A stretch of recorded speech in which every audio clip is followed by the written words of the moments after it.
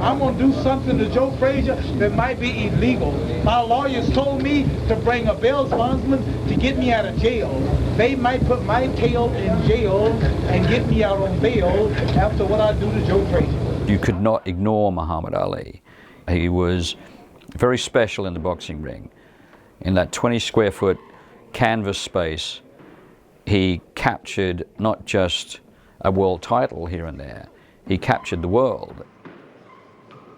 Ali is, of course, known as a great boxer, but his significance as a public figure transcends that by quite a long distance. It stretches into race, to foreign policy, to issues of independence and war. Muhammad Ali was born Cassius Marcellus Clay Jr. in 1942 in Louisville, Kentucky, into what was then a fairly racist part of the United States. He was always an interesting child, someone who expressed himself loudly. He got into a fight famously with some guys in the street. They took his bike. He went to a local police officer, and the police officer happened to be a boxing coach and introduced him to the sport when he was about 11 or 12 years of age. And it was a loud journey from the very start. Lots of boasts, lots of predictions, lots of poems, and lots of knockouts and wins and spectacular performances. He emerges as the Olympic champion in 1960. That's the year when 4 young black men walk into a Woolworths in Greensboro, North Carolina, and take a stand by taking a seat in a whites-only counter. And that starts a decade of civil rights activism.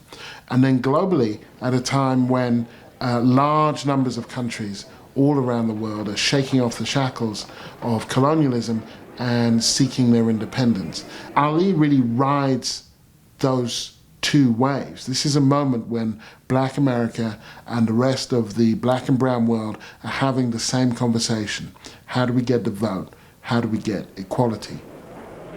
In February 1964, Cassius Clay fought Sonny Liston for the world heavyweight title. Liston withdrew from the contest in the 7th round with a shoulder injury that some believed and some didn't believe, and then the rematch, he was stopped in the 1st round by what was described as a phantom punch, but close examination of that shows that maybe that wasn't so. What was probably certain was that Liston was not really up for going the full distance in that fight. I'm in office now, I'm the heavyweight champion of the world, and I don't have to talk no more and say I'm the greatest because people tell me I'm the greatest. How long do you expect to stay heavyweight champion? Well, I'll say this. I really believe this is not campaign talk, this is for real. I don't believe that the man to beat me haven't been born yet. He was no longer the owner of a slave name, Cassius Marcellus Clay. It was the same name as his father and the same name historically of the slave owner. The new man was Muhammad Ali, and Ali was now in the Nation of Islam. You can't underestimate what a transgressive act that is. He's the best known sportsman in the world, and when he joins the Nation of Islam, a militant black organization that wants to separate from America and have black people have their own land, that's not even interested in integration, he's effectively saying, I can have everything. As the world champion, I can have everything, I can have anything that America has to offer, and I don't want any of it. What I want is my freedom as a black man in this country and in the world. Ali now had the title. He was recognized legitimately as the world champion, and he would take the title all over the place to defend it. I'm planning to reveal the round and the minute, and I would tell you the second if I knew how long it would take the referee to get from this position to start You want to make me laugh. He had something special. He had a personality that transcended his sport, and he elevated boxing from a very early time to something else, something at that period that the world was not quite ready for, but soon became used to. Ali became part of everyone's life. He was the most famous person in the world. There was no two ways about that. There was going to be a time limit to this. It wasn't going to be an untrammeled progress to the end of his career. And after he fought Zura Folley in March of 1967, his entire world changed.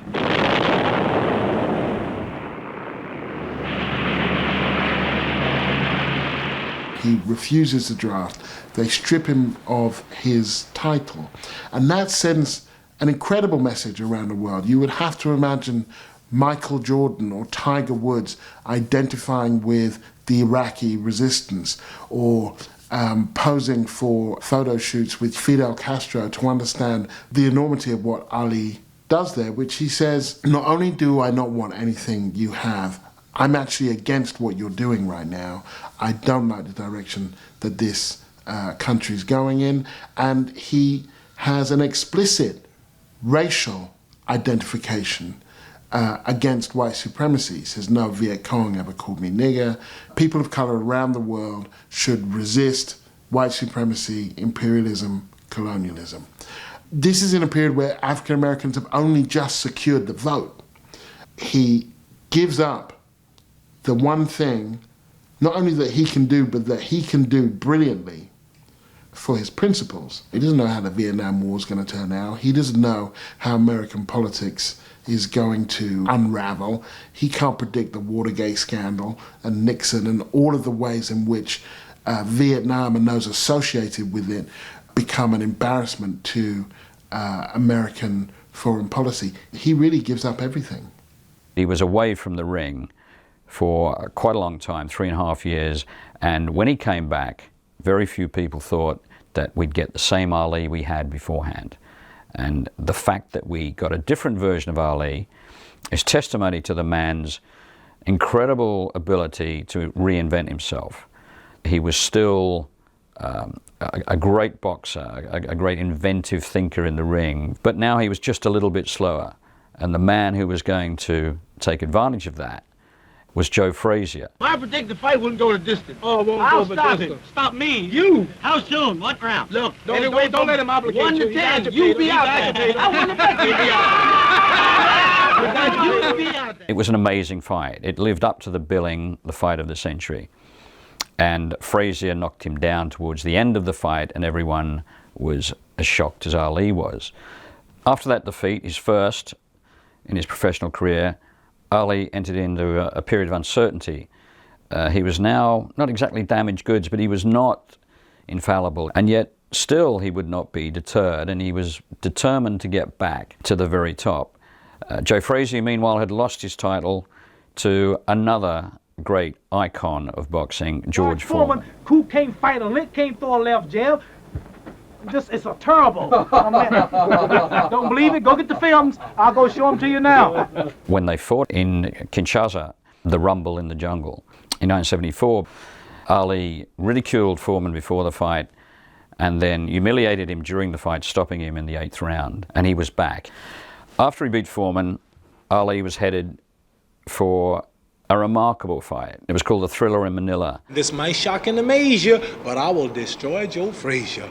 Some people say, you better watch Joe Frazier. He's awful strong. I said, tell him to try band roll on. It was an incredible fight. It ebbed and flowed all the way through. In the minute break between the 14th and the 15th, both men sat on their stools, exhausted. They'd given everything. Ali was prepared to quit. Angelo Dundee was in Ali's corner, and someone pointed out to him that across the ring, on his stool, Joe Frazier was quitting. That fight did Ali irreparable damage. It's hard to say when his Parkinson's syndrome really kicked in, but none of the fights he had after 1975 until he finished in 1981 will have done him much good. He should have stopped in 1975, and it would have been a better end. But, you know, you can't rewrite history. And Ali's history rambled on a bit. And like so many great fighters, his last fight against Trevor Berbick, the Jamaican-Canadian, in the Bahamas in 1981, was a defeat. 3 years after he stopped boxing, Ali was diagnosed with Parkinson's syndrome. It's a measure of Ali's celebrity, his fame, that he came back from a period of anonymity in 1996 to light the flame at the Atlanta Olympics. 4 years later, he was named Sportsman of the Century and came to London to receive the award. He was at the 2012 Olympics again, and a considerably diminished figure. But even in his palsied state, he still had the gift to entertain. Give us the fifth. Hey! I'm guessing that he would want to be remembered as a great boxer who made a stand. And possibly he would want to be remembered as someone who shone a light. He showed people, look, it's possible to be famous and to have principles. You can come back, it's possible. He was an entertainer, he was a magician, he was a boxer, he was a humanitarian, he was a person for all his faults that you could not dislike. And the thing about the man with two names is there was only one of him, and there will never be anyone like him again.